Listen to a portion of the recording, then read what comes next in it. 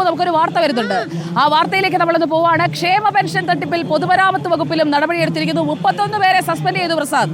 അതിൽ 18% പലിശ സഹിതം അനധികൃതമായി കൈപ്പറ്റിയ തുക തിരിച്ചടയ്ക്കണം. 47 പേരാണ് അനധികൃതമായി തുക കൈപ്പറ്റിയത്. ആദിൽ പാലോട്, കലോത്സവ തിരക്കിനിടയിലും ഈ തട്ടിപ്പുകാർക്കെതിരായ നടപടി റിപ്പോർട്ട് ചെയ്യാൻ ആദിൽ തന്നെ വേണ്ടി വന്നു അല്ലേ? എന്തൊക്കെയാണ് വിവരങ്ങൾ?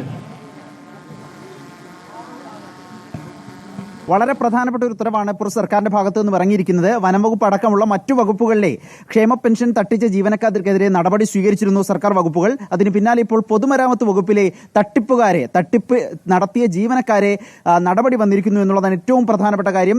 സർക്കാരിന്റെ പരിശോധനയിൽ ആകെ 47 ജീവനക്കാർ അനർഹമായി ഇത്തരത്തിൽ ക്ഷേമ പെൻഷൻ കൈപ്പറ്റി എന്നതാണ് കണക്ക്. ഇതിൽ ഒരു ജീവനക്കാരൻ വിരമിച്ചു പോയിട്ടുണ്ട്. ബാക്കി 15 ജീവനക്കാർ മറ്റു വകുപ്പുകളിൽ ജോലി ചെയ്യുന്നതാണ്. ഇത് ഒഴിവാക്കിയാൽ 31 ജീവനക്കാർക്കെതിരെയാണ് നടപടി വന്നിരിക്കുന്നത്. ഭൂരിഭാഗം പേരും റെസ്റ്റ് ഹൗസുകളിലും ഗസ്റ്റ് ഹൗസുകളിലും മറ്റും കുക്കായും മറ്റുമൊക്കെ കുക്കായും വാച്ച്മാനുമായൊക്കെ ജോലി ചെയ്യുന്നവരാണ്.